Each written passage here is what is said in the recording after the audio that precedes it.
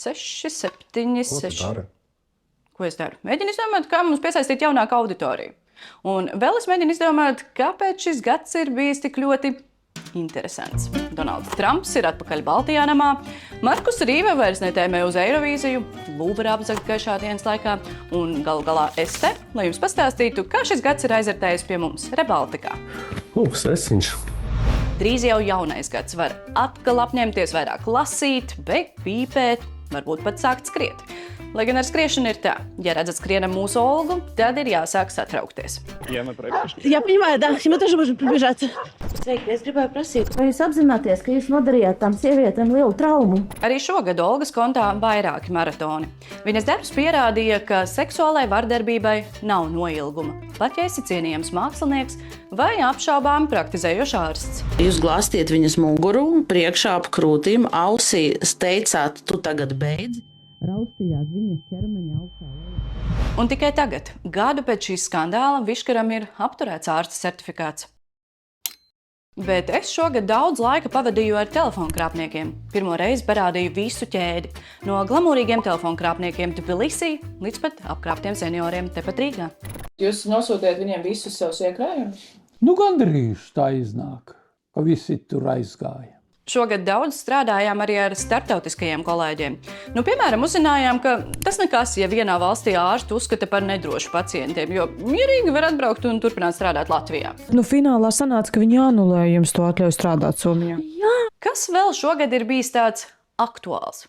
Pareizi, labubu. Bērniem pie somām, bet pieaugušajiem pašvaldību vēlēšanu sarakstos.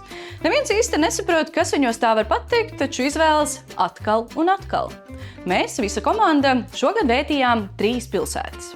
Daugavpils, Rīgā, Vasali, Rieziknieši. Rīkojām atvērtās redakcijas, pārbaudījām solījumus un pētījām padarīto. Starp citu, mūsu redaktore Sanita, gribot jums izstāstīt, kas ir Šlesers, netīšām pat uztaisīja dokumentālo īsfilmu Instagram formātā. Cilvēkiem ir dažādi uzskati par Aināru, bet jums nav ne mazākās nojausmas, kas viņš patiesībā ir.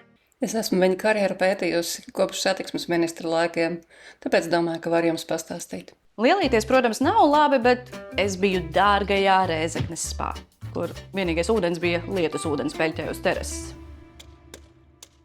Un ja jau es esmu sākusi lielīties, tad mūsu kontā šogad arī vairākas balvas. Un ne tikai mums pašām, arī mūsu draugam no Daugavpils Vadimam Bogdanovam, ar kuru kopā mēs taisījām korupcijas kroniku. Дорогие туристы, как видите, в Даугавпилсе не обязательно что-то строить. Достаточно это удачно назвать, и деньги сами найдутся. Ukrainu jau 4. gadu plosa karš, un tam mēs pievērsāmies arī savos pētījumos. Piemēram, Inga atklāja, kā Krievijas spēcdienesti ar spridzekļiem pasta sūtījumos organizē sabotāžus Eiropā.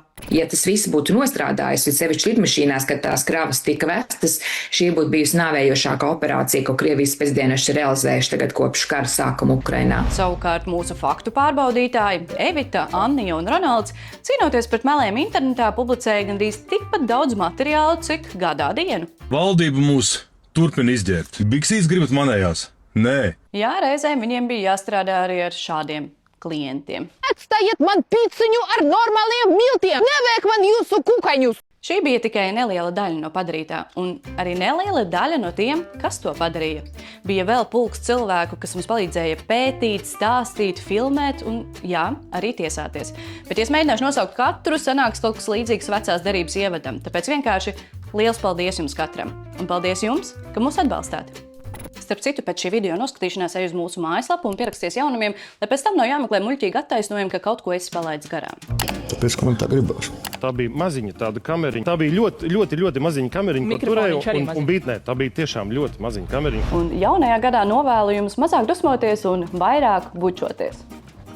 Tikai nedariet to Coldplay koncertā.